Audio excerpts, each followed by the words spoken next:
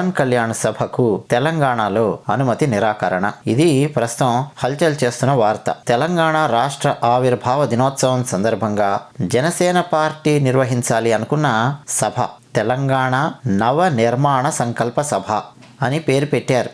June 2వ తేదీ హైదరాబాదులో ఈ సభను నిర్వహించాలి అని జనసేన పార్టీ నిర్ణయించుకుంది. ఏ సభ అయినా సరే పెట్టాలి అంటే ముందు పోలీసుల అనుమతి కోరాల్సినటువంటి అవసరం ఉంటుంది కదా. పోలీసులు అనుమతికి నిరాకరించారు. శాంతి భద్రతల సమస్యలు వస్తాయి అని చెప్పి పోలీసులు అనుమతి నిరాకరించారు. విషయం ఏంటంటే ఈ మధ్య కొన్ని పరిణామాలు చోటు చేసుకోవడం మీరు గమనించే ఉంటారు. కాలకూట విషవాగేశ్వరరావులు తర్కం లేకుండా, ప్రూఫ్ లేకుండా ఇష్టం వచ్చినట్టు ఏదో ఒకటి వాగేయడము, ఆ తర్వాత నాలుక మడతబెట్టి వెనక్కి తీసుకుంటున్నాను నా వ్యాఖ్యలు అని చెప్పి అనడము, ఆ తర్వాత మళ్ళీ రకరకాల డ్రామాలు చేయడము, ఇక ఏమేం చేస్తున్నారో మీరు ఈ పాటికి బాగా గమనించే ఉంటారు. ఈ కాలకూట విషవాగేశ్వరరావులు చాలా తెలివిగా తమ సమస్యను ఆంధ్ర తెలంగాణ సమస్యగా మార్చి రెండు తెలుగు రాష్ట్రాల మధ్య మళ్ళా నిప్పు రాజేసి చలి కాచుకోవాలి అన్న ప్రయత్నాలు కూడా ప్రారంభించారు. మీకు తెలిసే ఉంటుంది. సో ఇది జరగగానే గత 2-3 రోజుల నుంచి ఇక తెలంగాణలో ఉన్న నేతలు కొంతమంది జనసేన మీద, పవన్ కళ్యాణ్ గారి మీద మండిపడము, రకరకాల విమర్శలు చేయడము, ఇవన్నీ మీరు గమనించే ఉంటారు. సో బహుశా ఈ కాంటెక్స్ట్లో అండి పవన్ కళ్యాణ్కు తెలంగాణ పోలీసులు షాక్ ఇచ్చినట్టుగా అర్థం అవుతోంది. ఎందుకంటే తెలంగాణ నవనిర్మాణ సంకల్ప సభ అనే పేరుతో హైదరాబాదులో నిర్వహించాలి అని ప్లాన్ చేసుకున్నటువంటి సభ వల్ల తెలంగాణలో రకరకాల సమస్యలు వస్తాయి, శాంతి భద్రతల సమస్యలు వస్తాయి అని భావించి తెలంగాణ పోలీసులు అనుమతికి నిరాకరించారు. అయితే జనసేన పార్టీ ఊరుకోవడం లేదు. జనసేన పార్టీ కోర్టును ఆశ్రయించాలి అని ప్లాన్ చేసుకున్నట్టుగా తెలుస్తుంది. అంటే జూన్ 2 అంటే రేపే కదండి.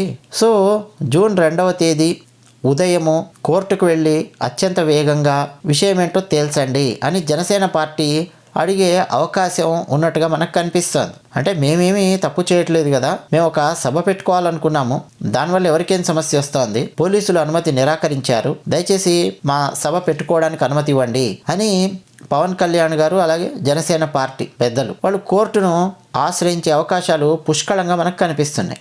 అసలు పవన్ కళ్యాణ్ని ఆ సభ పెట్టుకోనిచ్చి ఏమైనా తెలంగాణకు వ్యతిరేకంగా మాట్లాడితే, తెలంగాణ ప్రజలకు వ్యతిరేకంగా మాట్లాడితే డెఫినెట్గా అప్పుడు చర్యలు తీసుకోవచ్చు. అప్పుడు ప్రజలే స్పందిస్తారు. తెలంగాణ ప్రజలు ముక్తకంఠంతో స్పందిస్తారు, ఖండిస్తారు పవన్ కళ్యాణ్ మాట్లాడే మాటలు. అసలు సభనే నేను పెట్టుకోనివ్వను అన్న స్థితి ఎందుకు వచ్చింది ఆలోచించండి. మామూలుగా ప్లాన్ చేసుకున్న సభ అండి జూన్ 2వ తేదీ మంగళవారం గచ్చిబౌలిలో ఉన్న సంధ్యా కన్వెన్షన్ హాల్లో ప్లాన్ చేసుకున్నారు. మీరు కావాలంటే జనసేన పార్టీ పెట్టినటువంటి అఫీషియల్ ట్వీట్స్ ఒకసారి గమనించండి, మీకే అర్థమైపోతుంది. గద్దరన్న పేరు కూడా ఎత్తి మరి కొన్ని పోస్టులు పెట్టారు. కాలం గొప్పది, మనలో నైతికత ఉన్నప్పుడు కాలమే మనకు తోడవుతుంది, రేపటి కాలం మనది, విజయం మనదే అని గద్దరన్న నింపిన ఉద్యమ స్ఫూర్తితో జూన్ 2న హైదరాబాదులో తెలంగాణ నవనిర్మాణ సంకల్ప సభ. ఇది జనసేన శతజ్ఞి టీం నుంచి అంటే అఫీషియల్గా పెట్టినటువంటి ట్వీట్ ఇది. అంతేకాకుండా జనసేన పార్టీ అఫీషియల్ ట్వీట్ మీరు గమనిస్తే the roar of Janasena to echo across Telangana, Telangana rebuilding mission, Janasena Sadak summit June 2 3 PM అని చెప్పి పెట్టారు. సంధ్యా కన్వెన్షన్ గచ్చిబౌలి హైదరాబాద్ అని చెప్పి జీపీఎస్కి సంబంధించిన అడ్రస్ లొకేషన్ని కూడా వాళ్ళు ట్యాగ్ చేశారు. ఇదంతా వీళ్ళు పోస్టులు పెడుతూ వస్తున్నారు. కానీ మరోపక్క అకస్మాత్తుగా సోమవారం సాయంత్రం తెలంగాణ పోలీసులు అనుమతి నిరాకరణ అని చెప్పేసరికి జనసేన పార్టీకి ఏం చేయాలో అర్థం కాని పరిస్థితి. అంటే కోర్టుకు వెళ్ళాలి అని ప్లాన్ చేస్తున్నట్టుగా మనకు అర్థమవుతోంది, కానీ కోర్టులో మరి తొందరగా విషయం తెములుస్తారా, ఇది ఒక ప్రశ్న. అయితే తెలంగాణ పోలీసులు వాళ్ళు కూడా ఈ మధ్య కాలంలో గత 3-4 రోజులుగా మీడియాలోను సోషల్ మీడియాలోను చోటు చేసుకుంటున్న పరిణామాలను, ఆ వీడియోలను, స్క్రీన్ షాట్స్ను, దానికి సంబంధించిన వివరాలు సిద్ధంగా పెట్టుకొని ఇగో చూస్తున్నారండి. అంటే కోర్టు ముందు చూస్తున్నారు కదా. ఒకవేళ ఇప్పుడు పవన్ కళ్యాణ్ పార్టీకి సంబంధించిన సభకు అనుమతిస్తే తెలంగాణలో గొడవలు వచ్చే అవకాశం ఉంది అని తెలంగాణ పోలీసులు కోర్టులో వాదించే అవకాశం ఉంది. సో ఇవన్నీ పరిణామాలు జరుగుతూ ఉన్నాయి. అయితే మరోపక్క చూస్తే తెలంగాణలో ఉండే అధికార పార్టీ అంటే కాంగ్రెస్ పార్టీకి చెందిన చిన్న చితక నేతలు కాదండి, ఏకంగా మంత్రులు, పొన్నం ప్రభాకర్ గారు లాంటి వాళ్ళు, ఇంకా చాలామంది మంత్రులు, మరోపక్క బీఆర్ఎస్ పార్టీకి చెందినటువంటి కొంతమంది పవన్ కళ్యాణ్ గారి మీద రకరకాల నెగిటివ్ స్టేట్మెంట్స్ ఇస్తూ గత 3 రోజులుగా అంటే ఆంధ్ర తెలంగాణకు సంబంధించిన ఆ గొడవను మళ్ళీ ఒకసారి రేగొట్టే ప్రయత్నం చేస్తూ ఉన్నారు. ఆశ్చర్యకరమైన విషయం ఏంటంటే ఈ మధ్య కాలంలో పవన్ కళ్యాణ్ గారు ఎప్పుడు కూడా ఈ తెలంగాణకు సంబంధించి ఆంధ్ర తెలంగాణ ఈ గొడవ దీనికి సంబంధించి ఆయన మాట్లాడలేదు. మొన్న కాంటెక్స్ట్ వచ్చినప్పుడు కూడా కాలకూట విశ్వవాగేశ్వరరావు కాంటెక్స్ట్ వచ్చినప్పుడు కూడా అసలు పవన్ కళ్యాణ్ గారు అసలు తెలంగాణ ఆంధ్ర ఇష్యూ గురించి అసలు మాట్లాడలేదు.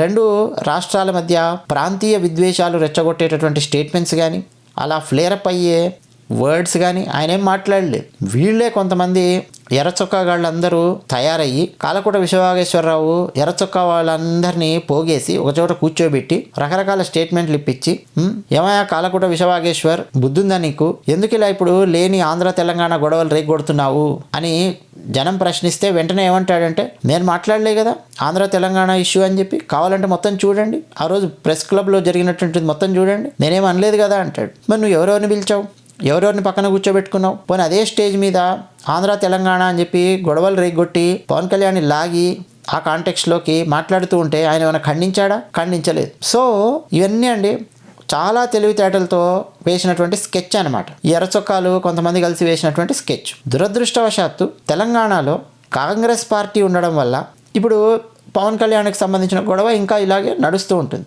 కాంగ్రెస్ పార్టీ ఏం చేసింది? ఎర్రచొక్కాలకు కాంగ్రెస్ పార్టీకి లింక్ ఏంటి?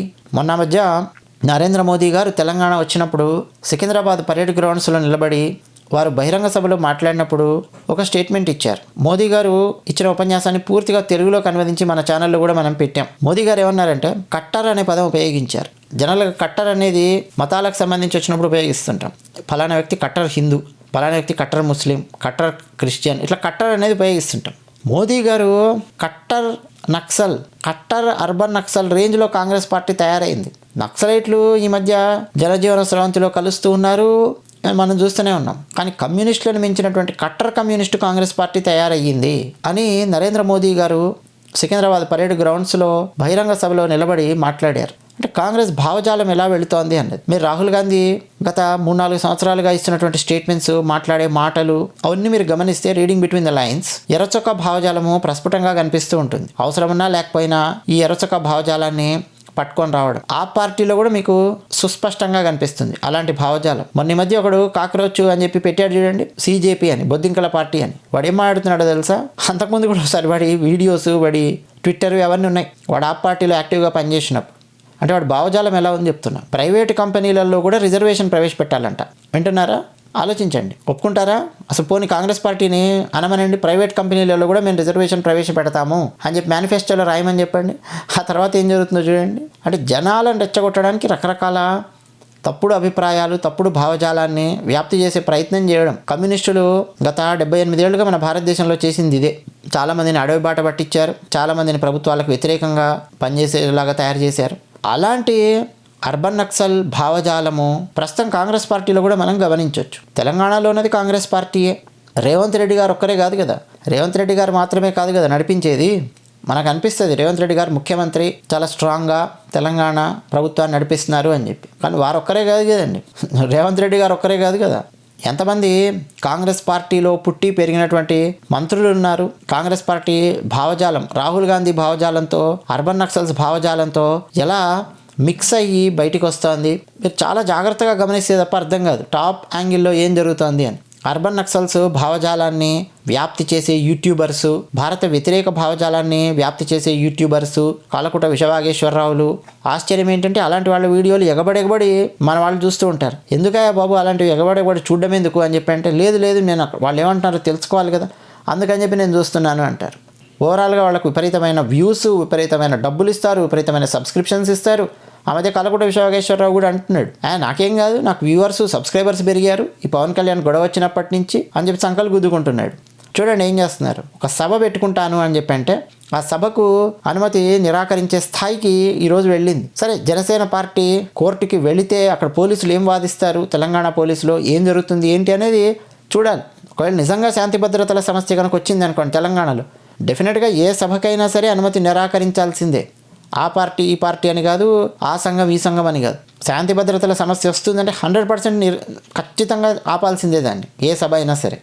కానీ ఈ సభ వల్ల శాంతి భద్రతల సమస్య ఎలా వస్తుంది ఏమిటి అన్నది పోలీస్ డిపార్ట్మెంట్ నుంచి కూడా ఒక లాజికల్ ఎక్స్ప్లెనేషన్ కనుక వస్తే జనాలకు మరింత క్లారిటీ ఉంటుంది. అంటే జస్ట్ ఏమైనా పొలిటికల్ ప్రెజర్తో సభకు అనుమతి నిరాకరించారా, నిజంగానే శాంతి భద్రతల సమస్య వచ్చే అవకాశాలు ఉన్నాయి అని చెప్పి అనుమతి నిరాకరించారా ఏంటి అన్నది ప్రజలకు కూడా క్లారిటీ ఇస్తే మరింత బాగుంటుంది అన్నది మా అభిప్రాయం. ఆలోచించండి. కాలకుట విశ్వవాగేశ్వరరావు గనక ఆ పిచ్చవాగుడు వాగి మడతెట్టి వెనక్కి తీసుకుంటున్నాను అని చెప్పి ప్రెస్ క్లబ్లోకి వెళ్ళి డ్రామాలు చేసి ఆంధ్ర తెలంగాణ గొడవ ఫ్లేరప్ అయ్యేలా చేసి ఇవన్నీ చేయకుండా ఉంటే ఇప్పుడు పవన్ కళ్యాణ్ గారి సభకు అనుమతి నిరాకరించేవాళ్ళ కాదా, సభ పెట్టుకొనిచ్చేవాళ్ళ కాదా, అది కూడా ఒకసారి ఆలోచించండి. మీకే అర్థమవుతుంది ఏం జరుగుతుందో. అది విషయం. ధన్యవాదాలు.